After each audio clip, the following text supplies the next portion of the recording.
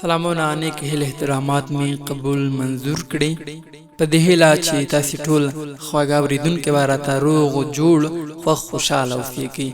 شپې تر ډیره وخته ویښ پاتې شو. سترګو مې هم له ډیره انتظاره ګلابي کمیس اغوستی و.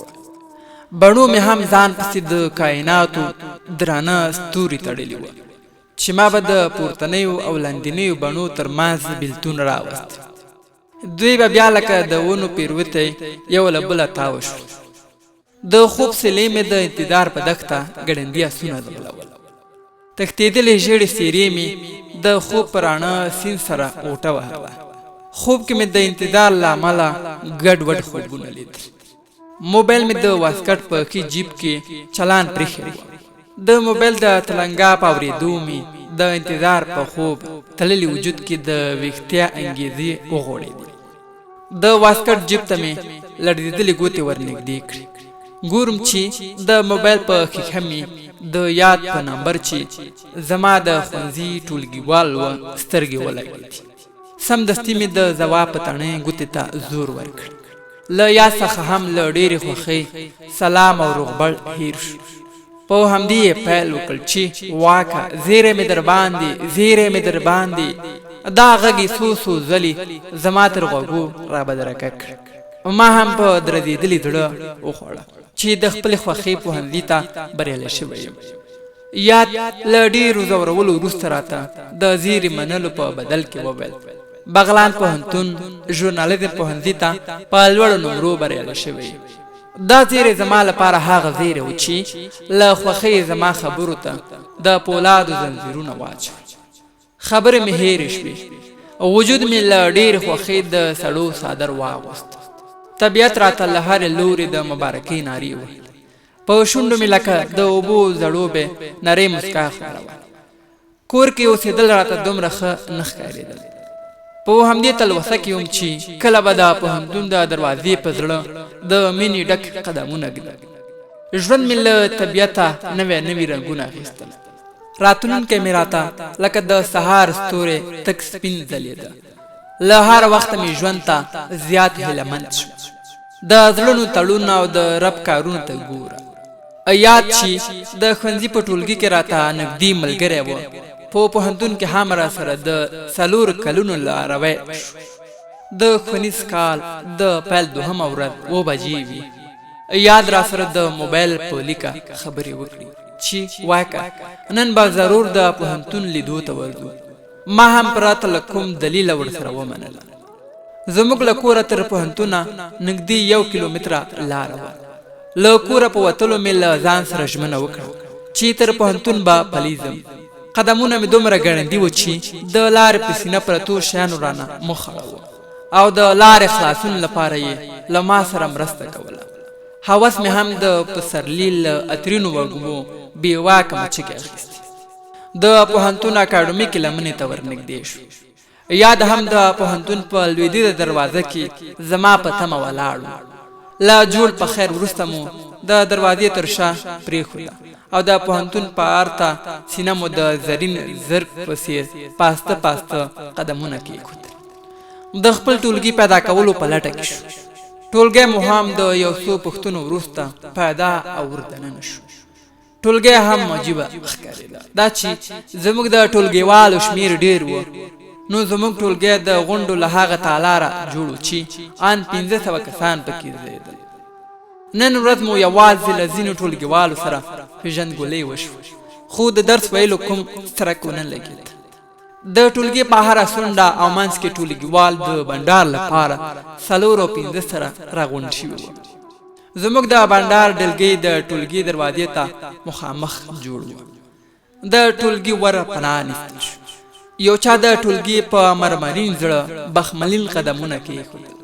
هوډ مې وکړ چې پورته ورته وګورم. سترګې مې بې واکه نښترینه زینه د هغې له قدمونو د مختاج محل ته کېښود. د نظر غوښو مې د هغې واورین مخ ته خپله بېرحمه نښه برابره کړه.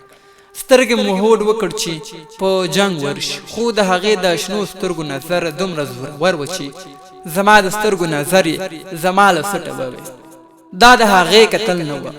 زما د زړه په جوړ شوي کور د بمونو توغول و. په وجود مې د خوټېدلو اوبو باران پیل شو. ټولو غړو کې مې د ستړیا څپې وغوړېدې. د هغې د ښایست په رنګینه بازار کې مې ځان لکه یتیم ماشوم ورک کړ او زړه مې هم خپل عاطفي وجود د کبابي په سیخانو کې وپیایه. له ځان سره مې وویل واکه دا خو به خوب نه وینم. نه دا خوب نه و، هر څه رښتیا و. د ټولګیوالو مو په بنډار کې خبره پای ته ورسېد او ډله له ټولګي وتل. یاد را باندې غږ وکړ چې واکه نور به ځو. ټول لاړل خو زما زړه په ټولګي کې لکه د بنګال توتي بند پاتې شو. پخو مې په تلو پیل وکړ خو زړه مې د ټولګي تورې تختې له تورو سره پیلې پاتې شو.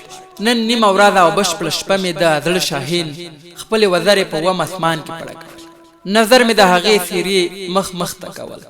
ویرېدم هسې نه چې د پښو لاندې قدمونو لاندې مې نشي. کرۍ شپه مې په ولاړو بڼو او لوڅو سترګو تېره کړه.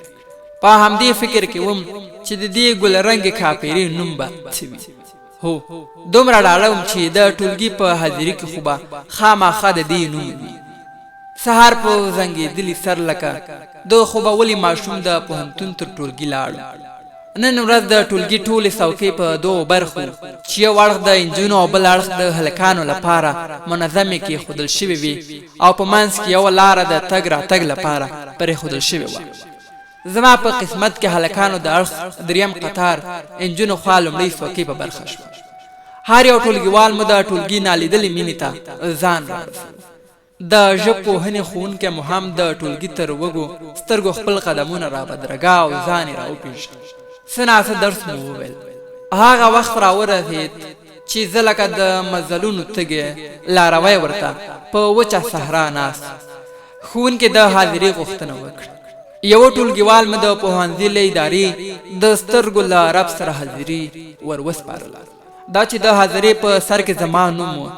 د دې پر ځای چې زه ورته څه ووایم له خولې مې ورته وویل. په کانګریټي ټولګي کې د ټولګیوالو خنداګانې انګازې وکړې خو ژر د ښوونکي په امر غلی شو. ښوونکي د حاضري په اخیستلو زما فکر او حواس د هغه چا مقناطیسي سترګو ته کوم چا چې زما زړه د سینې له قفسه ځان پسې کش کړی و. ښوونکي شینکۍ نوم له اخیستلو وروسته په ټولګي کې یو تک سپین لاس زما د امید له روحه پورته شو. سترګې مې رډې پاتې شوې. د شینکۍ واورین لاس په ټولګي کې سپینې شغلې خورولې. ښوونکی له ټولګي ووت. دا چې راتلونکی ساعت خالی و. ما د شینکۍ له شنو سترګو سره په خیالي نړۍ کې خبرې کړې چې دا نوم به ضرور د شینکۍ کورنۍ د دې د سترګو له الهام اخیستی. د شینکۍ سترګې د دې د نامه په څېر ښکلې لکه د پنشیر لاجورد داسې شنې وې. زما ورځې همداسې په نامعلوم مزل تېرېدلې. یو سهار مې چې د شینکۍ د مخ په لونګین کتاب توري سره پیل. دوه غبر ښوونکو مو د ټولګي په دروازه سرونه دننه کړ. په خبرو یې پیل وکړ چې ستاسو له منځه څوک غواړي د ټولګي نماینده وټاکل شي. څلورو ټولګیوالو مو لاسونه پورته کړل. ټاکنې پیل او نماینده وټاکل شو. دا چې د شینکۍ څوکۍ زما د څوکۍ په خوا کې وه. تل به همدلته کېناستلم او د شینکۍ له سپینې لاسو او سپینو نوکانو به مې طبیعت ته د الوت وزرې ورکولې. شنو خمارو سترګو یې د شینکۍ غزلیزه مخ ته دوه برابره ښکلا وربښکلې وه. زړه مې له ډېر درد او فکر ورځ په ورځ پړسېده. هڅه مې کوله چې شینکۍ ته ځان ورنږدې او خبرې ورسره وکړم. خو د شینکۍ ښایست زما د خبرو کولو جرأت هم کم کړی و. په دې فکر کې وم چې دا ډک زړه به مې د چا په کچکول کې تش کړ. وخت را باندې لکه په اوږو بار وجود داسې تېرېده. دا چې پوهنتون د پیل څو اونۍ تېرې شوې وې ټولګیوالو مو یو د بل نومونه څه ناڅه زده کړي وو.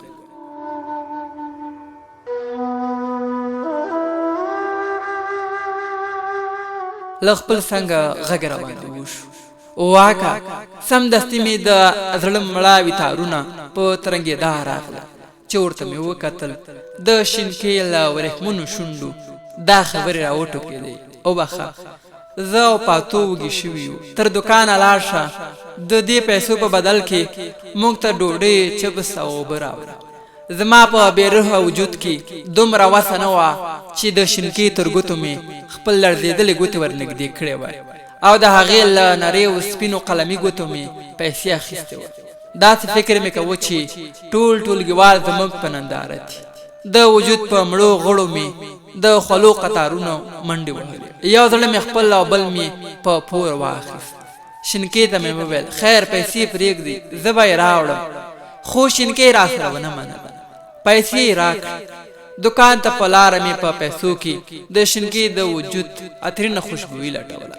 دکاندار ته مې له خپل جیبه پیسې ورکړې او د شینکي پیسې مې لکه د شهید ډالۍ په خپل جیب کې کلکې وساتلې.